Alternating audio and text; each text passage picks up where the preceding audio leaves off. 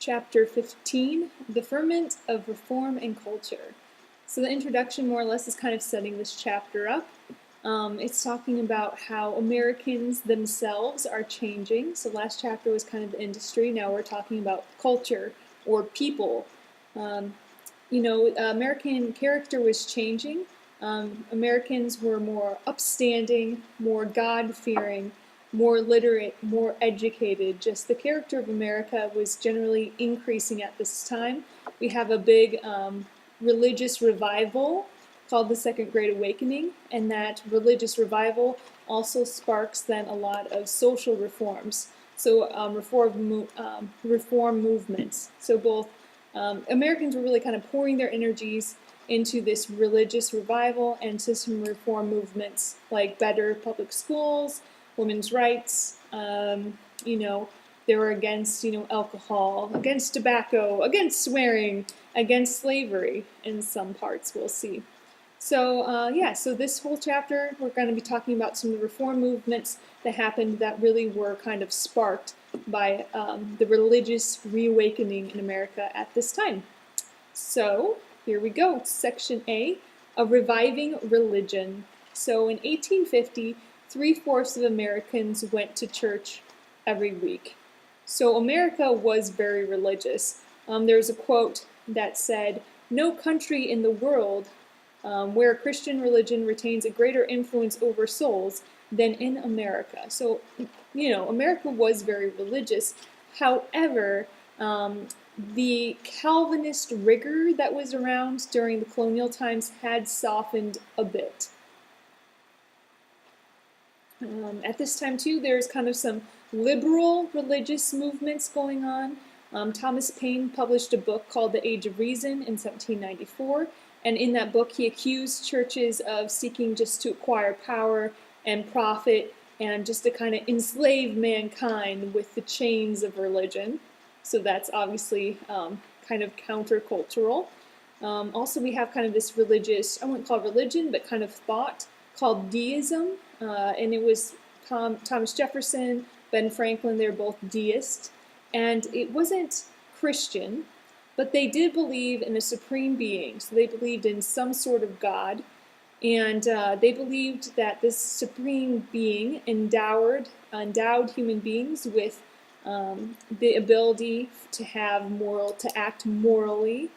They didn't think Christ was God. Like I said, they weren't Christian. They rejected revelation. They rejected the Bible. They're very much about science and about reason, which of course as Catholics aren't contradictory, but nonetheless that's what they kind of stood for. A kind of a deist religion, you could say, was the Unitarians, which of course are still around today. Unitarians were a lot like deists, so they rejected the idea of original sin. A lot of the deists, this appeared in New England, kind of the spin-off of Puritanism. They rejected the Trinity. They believed God was one person, like a unicycle, right? One wheel, Unitarian. Do we get that? Good. They believed Jesus was not divine. They thought people were essentially good by nature. They thought you can obtain salvation through good works, so rejecting the idea of predestination. And they believed that the Creator was kind of like, they saw him as a loving father, which is of course very different from kind of how the Puritans or the Calvinists felt. They thought God was more of like a very stern, strict creator. The Unitarians found God to be more of a caring, personal, fatherly figure. Yeah, so they're very similar, deism and Unitarians. They more or less, you can almost interchange them. Unitarians would be more of the official, actual church of deism, if that makes sense. Okay. Yeah. And so kind of in reaction to this kind of liberalism in church we were talking about with the Unitarians, with the deists, with, Thomas Paine's book, The Age of Reason, kind of in reaction to that, we get something called the Second Great Awakening. We've already talked or chatted about the first, but the Second Great Awakening was actually bigger. than the First Great Awakening. So it was kind of a big deal. It started in the South and then slowly crept its way into the Northeast, and it sparked a lot of reforms. Prison reforms, the temperance movement, temperance meaning kind of against alcohol, being temperate with drinking alcohol, so against, excess of alcohol. The Second Great Awakening also sparked some women's movements, the abolition of slavery, that sort of thing. So kind of a trademark of the Second Great Awakening are camp meetings. So there'd be huge groups of people, up to 25,000 people, that would meet over the course of several days, and they would listen to hellfire preachers, and there would be a lot of conversions, a lot of people being saved, convulsions, speaking in tongues, ecstatic singing and dancing, so kind of these big hoopla of events. However, a lot of times the saved would revert back to their sinful ways afterwards, but in general it did boost church attendance. I'd say the two kind of religious sects or denominations that really grew out of or from the Second Great Awakening, or kind of bolstered by, were the Methodists and the Baptists. And Methodists and Baptists were different than our Calvinists, than our Puritans, because they believed that you could be saved through a personal conversion. So it's not predestination, but it's kind of like this emotional, personal conversion, and then you would be among the saved. The greatest preacher of this, or the most famous preacher of the Second Great Awakening, his name was Charles Finney. Finney, yeah, that's how you say his name. He had been a lawyer, but had this deep emotional conversion as a young man and became this preacher. He denounced slavery. He denounced the excessive use of alcohol, and kind of an invention or innovation with him is he actually allowed women to pray aloud in public. Whoa, Charles Finney, stop it. Anyway, so he was kind of like the big preacher of the Second Great Awakening. Kind of a result of this too, a lot of the people who converted, or who really kind of grasped on to the Second Great Awakening, were middle-class women. Because remember, the cult of domesticity, they really have the job within the family to be in charge of like the morality, that sort of thing. So, they were the most enthusiastic new members of churches after the Second Great Awakening or during it. And it was, they were playing an active role in bringing their family to God, making sure their family was saved. And once their family was saved, then they felt like they had to save the rest of society. So they saved their family, got their family back to church, and now they're going to try to save the rest of society through reform movements. All right, section B, or the second section here, denominational diversity. So a denomination would be like a Methodist or a Baptist or an Episcopalian or a Lutheran. Those are different denominations. So diversity meaning more, or like a lot of different ones. So this section is going to be talking about kind of different denominations that kind of come about or revived through the Second Great Awakening. So during the Second Great Awakening, there was a district in the western part of New York City, or New York State, the western part of New York, that was called the Burned Over District. Okay, burned over, think of like hellfire preaching, burned over district. So this is the part of New York that was just, they had so many hellfire preachers and so many of these camp meetings and so many of these conversions that it kind of got that nickname, burned over district. So this is the part of western New York that was kind of had that heavy concentration of the hellfire damnation preaching. And we have some new denominations. One are called Millerists, get the name from their founder, and that's the modern day Seventh-day Adventists. And something kind of, they had over several hundreds of thousand members, so very big, hundreds of thousands of people were these Millerists. And they actually, through whatever means they had, they predicted that Christ would make his return on October 22nd, 1844. So think of hundreds of thousands of people thinking the world is going to end. So they kind of, put on their Sunday best and went to church awaiting Christ's return.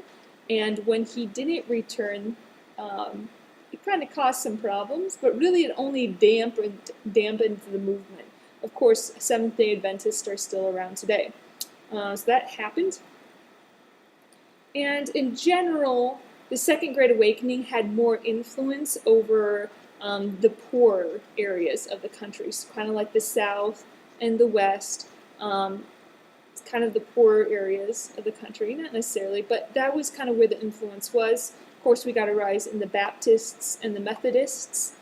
More of the Eastern fancy denominations like the Episcopalians or the Presbyterians, they weren't really affected by the Second Great Awakening. Kind of the wealthier, better educated folks who are typically either Presbyterians or Episcopalians, they weren't really affected by this Great Awakening. It really was kind of the poorer areas in the South and the West. But of course there were, the burned over district was in New York, so not to say it wasn't touched. But kind of those wealthier churches didn't really affect them so much. But there was a split over the issue of slavery, and that's where we get the idea of having Southern Baptists and Southern Methodists. So even the Baptist church split in two over the issue of slavery. So you're either a Southern Baptist or a Northern Baptist. I think they just called them Baptist, whatever. But that issue really split the denominations even further. So we have more and more of these kind of little sections splitting off, little splinter churches all over the place. Next section, a desert Zion in Utah. We're going to be talking about the Mormons, folks. All right, so Joseph Smith is kind of the original prophet of the Mormon Church, or as they're actually called, the Church of Jesus Christ of Latter-day Saints. Those are Mormons. So Joseph Smith starts it off in 1830. He receives some golden plates from an angel, and then those are deciphered and turned into the Book of Mormon, not the musical, the actual book. So Joseph Smith gets these golden plates, writes the Book of Mormon, and this church starts off. And he originates actually in this burned over district of New York. So this is definitely a fruit of the Second Great Awakening. All right. So the Mormons, or the Church of Latter-day Saints, not so popular because, one, they practice polygamy, so the idea of having more than one wife, that wasn't so hot, that didn't go over so well with a lot of the Puritans or traditional Christian churches. Also, they tended to vote the same, or almost kind of as a unit, so they would, all of the Mormons would vote for the same candidate, and that ticked off some, good old democratic Americans. Also, for defensive purposes, the Mormons would drill their militia openly. So they were, it really was to protect themselves, but it never really won them any friends. People got very hostile to the Mormons. So hostile, in fact, that in 1844, Joseph Smith, the original prophet of the Mormon Church, and his brother were murdered in Illinois. Don't go to Illinois, folks. You're going to get murdered. And then kind of Brigham Young then took the torch. So first we had Joseph Smith, then Brigham Young took the torch and started to move folks out west, kind of almost for safety's sake. So in 1846 and 1847, he moves a group of about 5,000 people to Utah. So like Salt Lake City today is full of people of the Mormon faith, just because that's where they originally moved once Brigham Young took over. So they moved to Utah, and they were really actually able to make Utah work. So they were living in the middle of the desert, but they used some really kind of ingenious, what's that called? Irrigation techniques that was really successful. So they were able to kind of set up camp in Utah. Brigham Young himself had 27 wives and 56 kids. So it was their kind of open clashing with the national government over the issue of polygamy. Polygamy was illegal nationally. I think it still is. So it took a while for the state of Utah to actually become a state, just because the Mormons were kind of refusing to enforce the anti-polygamy laws. Next section, free schools for a free people. So this is talking about the foundations of the public school system in America. So public schools really didn't catch on right away, especially in the South. The South, it really didn't. it took a long time. But anyway, public schools were really more or less there to educate the poor folks. The people that had money would send their kids to either parochial schools, religious schools, or private schools, or have like a private tutor. So public schools were really for those who just couldn't afford a private education. So folks didn't really like paying taxes towards that at first because they're like, well, it's not my kids going to school. Why should I pay for it? But sooner than later, they really kind of came to see the light and saw as education as a way to ensure stability of a democracy. So they don't want ignorant people because ignorant people grow up and they vote. So they wanted to make sure that American population in general was educated so that we'd have some good citizens down the road. So, yay for public schools, increasing the stability of a democracy. And once universal suffrage for men, so once all men could vote regardless of how much property you owned, that really kind of increased the cry for public education. And at this time, they tried their best, but this is a one-room schoolhouse, 8 different grades, 1 teacher, 1 stove, 1 room. A lot of times they'd only have class, 3, maybe 4 months out of the year. The teachers were a lot of times ignorant themselves, barely knowing more than their pupils. So at first, they really needed some reform, but reform did come. So at first they're kind of sketchy, but reform came. Horace Mann, isn't that a lovely name? Horace Mann really was kind of the guy who got schools straightened out. He was a graduate of Brown University. He was the secretary of the Massachusetts Board of Education, and he really turned around Massachusetts public school system.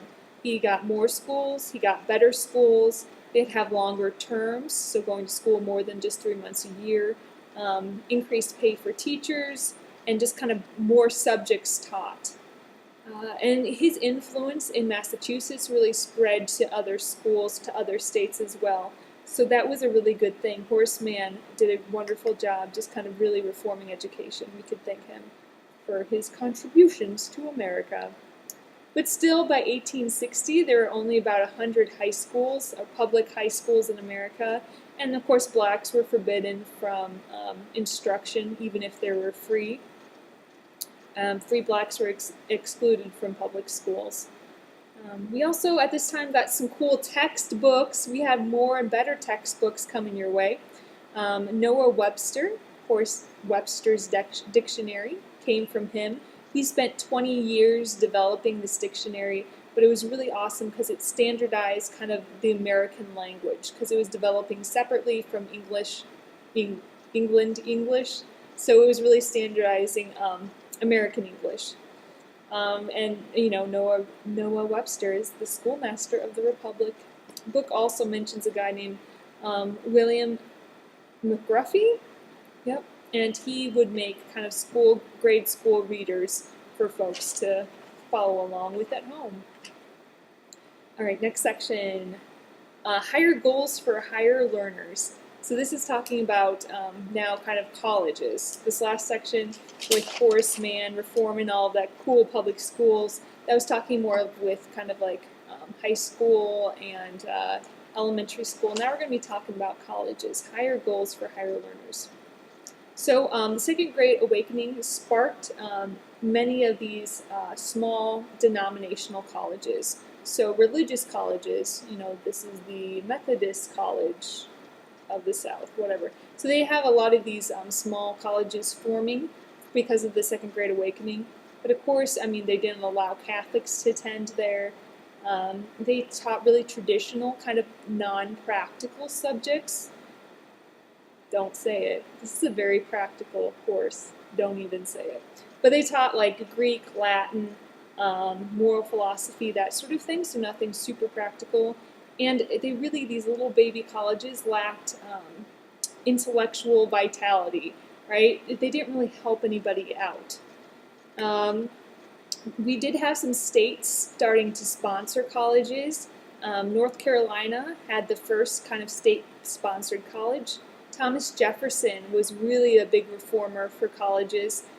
He set up the University of Virginia, and it was awesome because they kind of really broadened the curriculum, so it's not just learning dead languages and philosophy.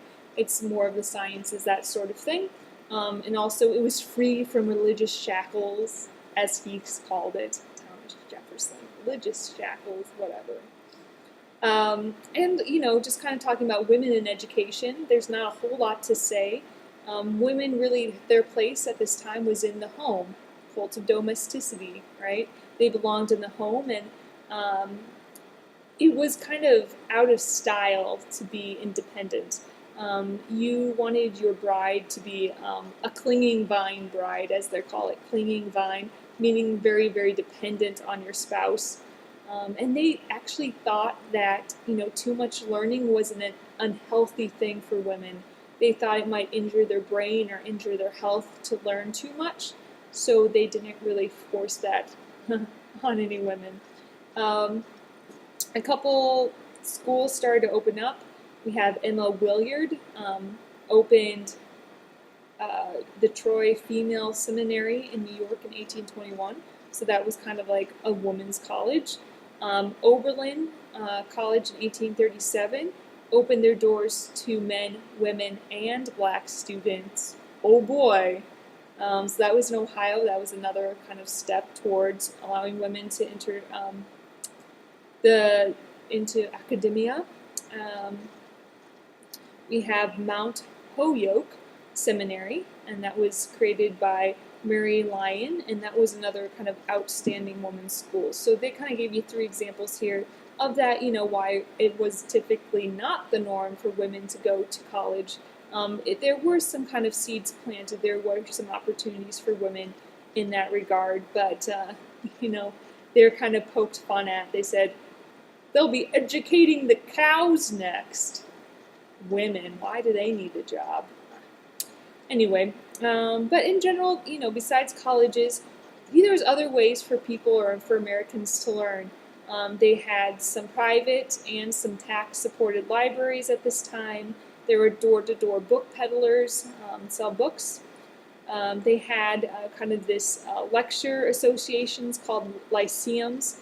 So there would be maybe a lyceum in the town, and that would support traveling lecturers. So, every month or so they get a new lecturer coming to the local lyceum to talk or to speak on whatever subject it might be, like science, literature, philosophy, that sort of thing. Ralph Waldo Emerson, who we'll talk about later on in this chapter, was one of those lecturers who made the kind of traveling lyceum circuit. So they go from town to town, kind of giving lectures in the different lyceums.